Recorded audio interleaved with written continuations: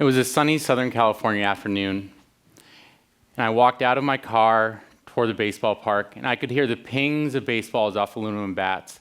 And as I got closer, I could hear those pings turn into loud, thunderous cracks.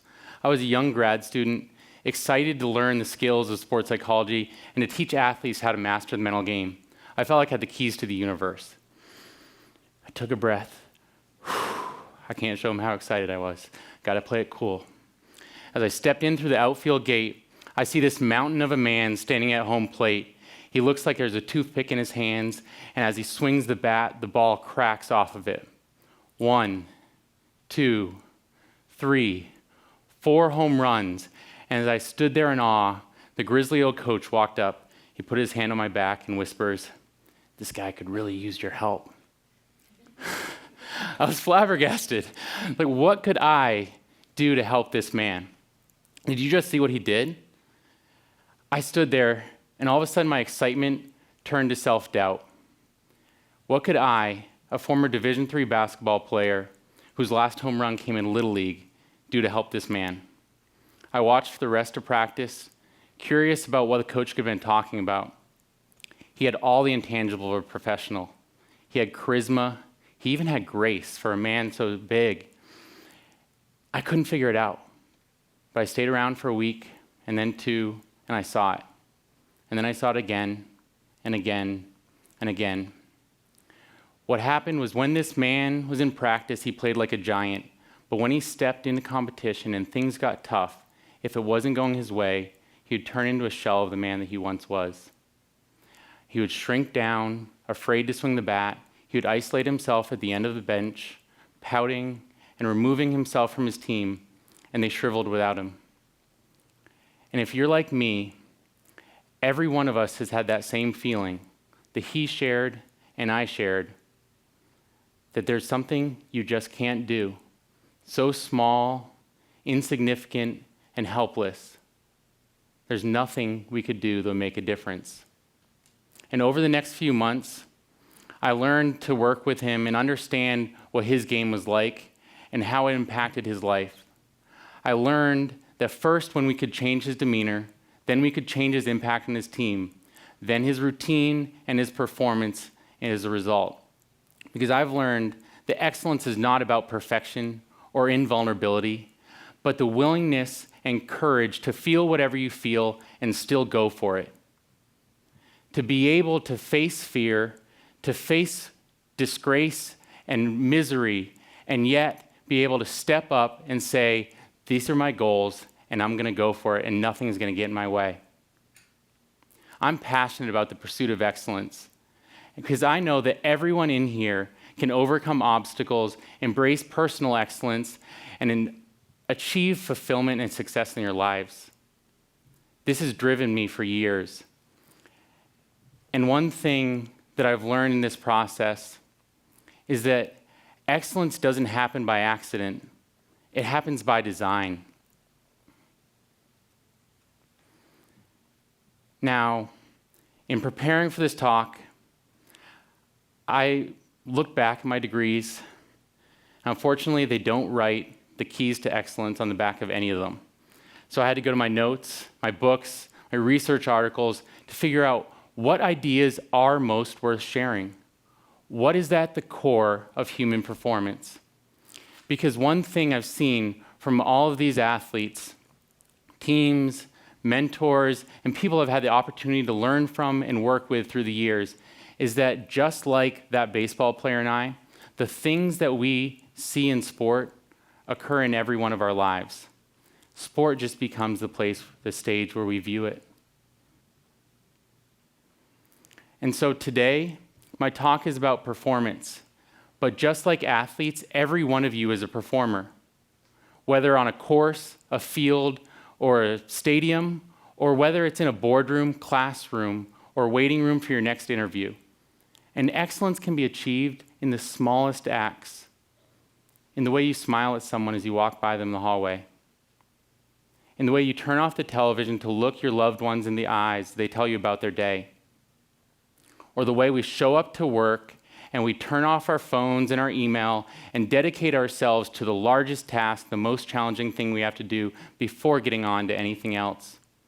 But so often, we walk right by, we listen passively while watching the screen, we get lost in our inboxes and our timelines, and we fail to take advantage of the moments that could push us to be better versions of ourselves. So today, I would like to share 3 mottos that I believe we could all live by to help us perform a little better, connect a little deeper, live a little more enjoyably, and create a foundation in our lives from which excellence can be built. First, must separate who you are from what you do. Second, be where your feet are. Third, bring your best to the rest. So, for the first 5 years of my life, I grew up in a family-owned bakery, and everyone had their role. And the moment I could walk, I was excited to take my role. I was the front door greeter. And every single person that walked in that store was greeted by the same question: "You wanna play ball?" Whether it was an old lady throwing a wiffle ball or neighborhood kids playing goalie, everyone who came in there was my new play pal. And we had so much fun, and every time I learned something new or did something well, I would instantly run to the back, excited to tell my mom, Mommy, come look. Come look at what I can do to see how good I am. See, we all have this need for acceptance and validation. Some of us find it through sports, others through school, work, music, arts, or religion. And we may be satisfied for a short period of time. But the problem is, if we are always trying to prove our worth through what we do, the journey never ends. We're working from a place of inadequacy, and it will continue on until we learn to accept ourselves as the innately valuable and perfect human being that we are. Every one of us has inherent gifts and skills that we bring to this world. And it is our responsibility to find ways to bring those out. And it begins by separating who you are from what you do. For a basketball player, it's the points you score, or maybe in the classroom, the grade you get on an exam, in a workplace, the way you perform. And all of these become a statement on our intelligence, our skill, and our value to society.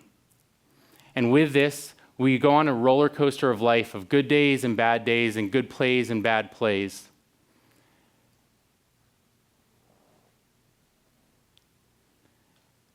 And I'd like to challenge us to step off that roller coaster. Because on the other side of that roller coaster is a path to mastery. And that path revolves around taking in the information required to improve rather than the emotion of I'm a failure.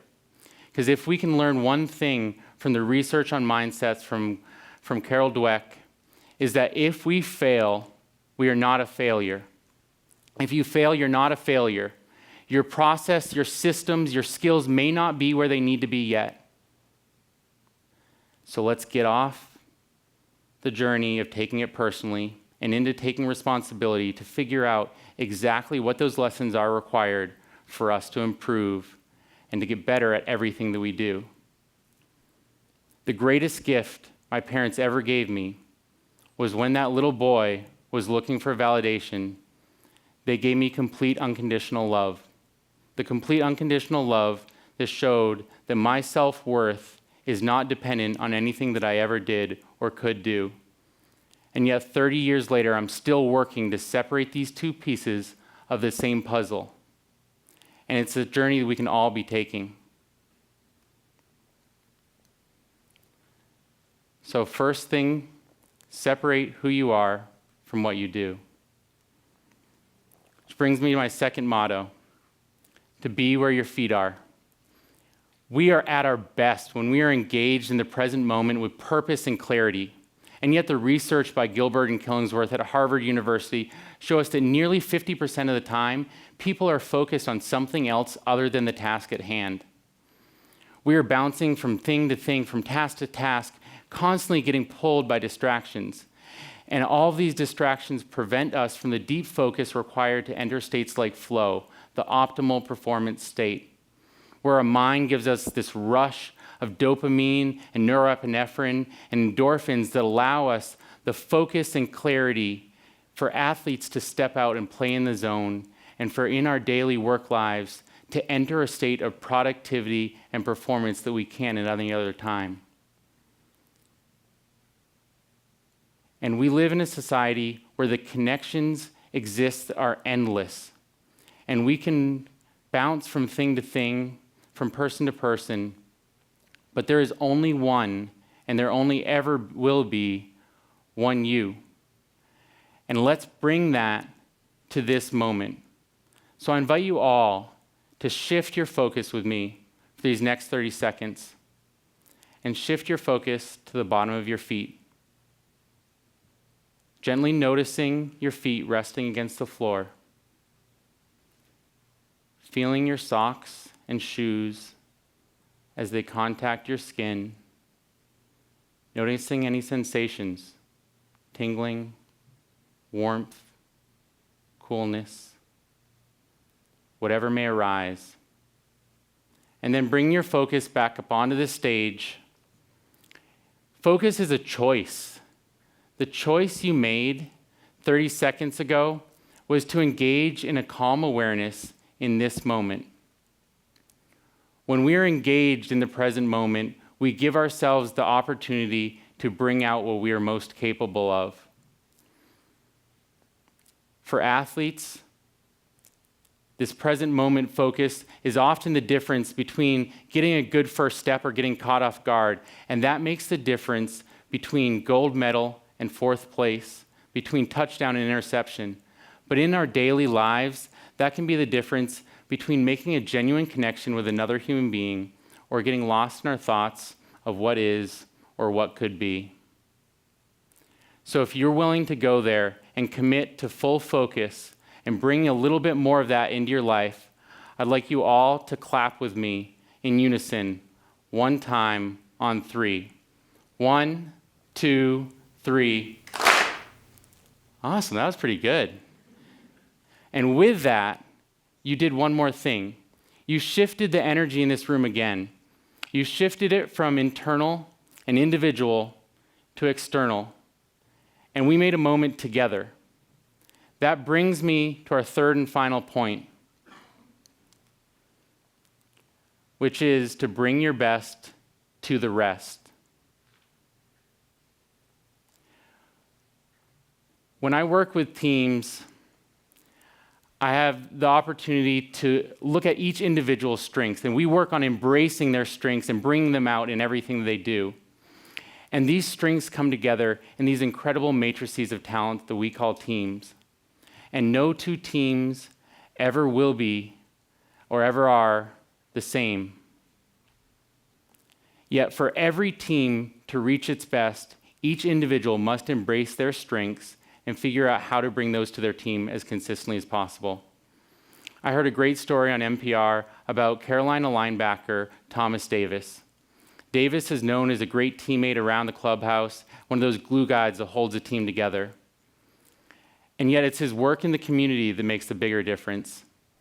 He runs leadership academies, and one boy, Bryson Ellis, when interviewed about the lessons he learned from leadership academies, said, "If everyone is too scared to say anything, then we can't get anything done." There's wisdom in the words of this young boy. If everyone is too scared to say anything, then we can't get anything done. When we deprive the people around us of our voice and the things that we are capable of, we're not only hurting ourselves, we're hurting everybody. Just like that baseball player we started off talking about today, when we learn to embrace everything we're capable of, it is our responsibility to impact the people around us by bringing it to them. Yet, so much of our lives, we spend feeling like it's all about us. We feel like we're under the spotlight. I feel like that right now. And under the spotlight, we're always thinking about, what do I have to do next? What's on my to-do list? What are they thinking of me? What if I make a mistake? We're so busy worrying about what we have to do for ourselves, we forget what we get to do for others. And so, in order to take a step back, we must remove this spotlight and bring our focus into the way that we have the ability to contribute to others. Embrace your strengths, develop your talents, and bring your best to the rest. And if there's one thing that every great performer learns to understand, is what we started with today, that excellence doesn't happen by accident, it happens by design. And perhaps the individual who's taught more of us that than any is the great coach, teacher, and ESPN Coach of the Century, John Wooden. Not only has he influenced people in the way that he coached, he turned his pyramid of success into a children's book. But for every athlete he influenced, it started with one simple lesson. He would have the team spread out, take off their shoes, and have a seat on the ground. And as everyone looked around him, confused, he would ask them to start by putting on their socks, because this is the first lesson in excellence. And as they put on their socks, they gently roll it up over their toes, pulling it tight, pulling it up over the ball of their foot and up the ankle, ironing out every wrinkle along the way. Because if they prevent wrinkles, they prevent bunching in their shoes. And on the court, when they're cutting back and forth, if they prevent bunching, it prevents blisters. And by preventing blisters, they prevent missed time and missed focus from development. What Coach Wooden knew is that there are no little things. The path to excellence requires focusing on even the most mundane moments, because they will have the trickle-down effect on every other moment in our lives. So, it's within reach for all of us to choose to make it a mission to pursue the path of excellence. Because I know I was tired. I was tired of being dissatisfied, stressed out, and feeling like just good enough was something I could settle with. So for all of us who choose to make it our mission, let's separate who you are from what you do, be where your feet are, and bring your best to the rest. Thank you, and be excellent.